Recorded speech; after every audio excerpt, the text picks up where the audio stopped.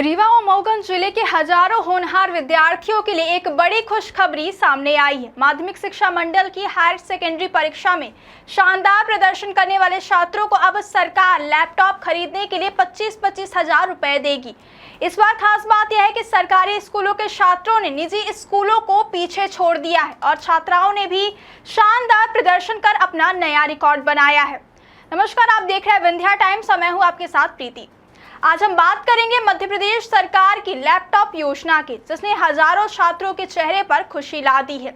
क्या आपको बोरवेल करवाना है लेकिन लोकल और सस्ते पाइप्स लगाकर हो गए हैं परेशान? तो अब आपके शहर में आया है न्यूट्रॉन 40 kg बोरवेल पाइप। दमदार क्वालिटी के साथ 10 साल की गारंटी, ज्यादा मजबूती और लंबी उम्र का वादा। तो अगली बार बोरवेल करवाएं, केसिंग पाइप सिर्फ न्यूट्रॉन 40 kg ही लगवाएं। दरअसल माध्यमिक शिक्षा मंडल की हायर सेकेंडरी परीक्षा में 75% या उससे अधिक अंक हासिल करने वाले विद्यार्थियों को सरकार की ओर से लैपटॉप योजना का लाभ दिया जाता है। इस योजना के तहत छात्रों के बैंक खातों में 25-25 हजार रुपए ट्रांसफर किए जाते हैं ताकि वे अपनी पढ़ाई के लिए लैपटॉप खरीद सके। इस बार रीवा और मऊगंज जिले के कुल 3559 छात्रों का चयन इस योजना के लिए किया गया है। सबसे बड़ी और गर्व की बात यह है कि इस बार सरकारी स्कूलों के विद्यार्थियों ने निजी स्कूलों के छात्रों से बेहतर प्रदर्शन किया है। यानी अब सरकारी स्कूलों की शिक्षा व्यवस्था में भी सुधार दिखाई देने लगा है और गांव कस्बों के बच्चे भी लगातार बेहतर परिणाम ला रहे हैं। इतना ही नहीं, इस बार छात्राओं ने भी छात्रों से ज्यादा संख्या में 75% से अधिक अंक हासिल किए हैं।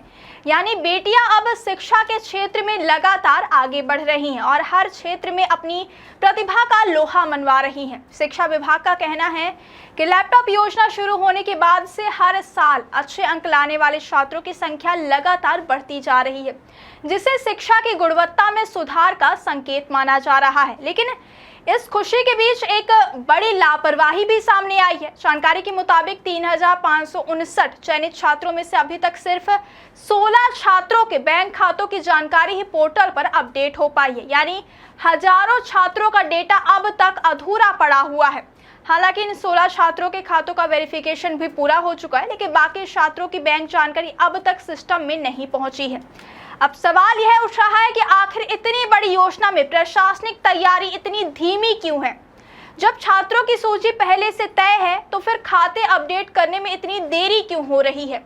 क्योंकि अगर समय पर प्रक्रिया पूरी नहीं हुई तो छात्रों को राशि मिलने में देरी हो सकती है।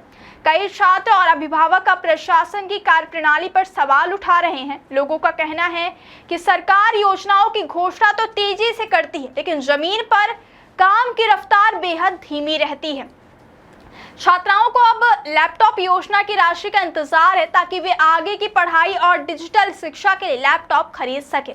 बताया जा रहा है कि अगले महीने तक छात्रों के खातों में यह राशि भेजी जा सकती है। राशि मिलने के बाद विद्यार्थियों को लैपटॉप खरीदना होगा और फिर उसका बिल नंबर और सीरियल नंबर पोर्टल पर दर्ज करना होगा। योजना प्रभारी और जिला शिक्षा अधिकारी कार्यालय से जुड़े अधिकारी अखिलेश मिश्रा ने जानकारी दी है कि राज्य शासन की ओर से सूची भेज दी गई है और रीवा तथा मऊगंज जिले के 3559 छात्रों को इस योजना के लिए चयनित किया गया है। अब प्रशासन की जिम्मेदारी है कि जल्द से जल्द सभी छात्रों के बैंक खातों का सत्यापन पूरा करे ताकि किसी भी होनहार छात्र को योजना का लाभ मिलने में परेशानी ना हो। विशेषज्ञों का कहना है कि आज के समय में डिजिटल शिक्षा बेहद जरूरी हो गई है। ऑनलाइन पढ़ाई, प्रतियोगी परीक्षाएं और तकनीकी ज्ञान के लिए लैपटॉप छात्रों के लिए बड़ी जरूरत बन चुका है। ऐसे में यह योजना छात्रों के भविष्य के लिए काफी मददगार साबित हो सकती है। लेकिन अगर प्रक्रिया में देरी होती रही तो कई छात्रों की पढ़ाई प्रभावित हो सकती है। फिलहाल रीवा और मऊगंज के हजारों छात्र अब सरकार से जल्द राशि जारी होने की उम्मीद लगाए बैठे हैं और सभी की नजर प्रशासन की अगली कार्यवाही पर टिकी हुई है। लेकिन इस बीच एक बात साफ हो गई है कि सरकारी स्कूलों के छात्र अब किसी से कम नहीं है और बेटियां लगातार शिक्षा के क्षेत्र में नए रिकॉर्ड बना रही हैं।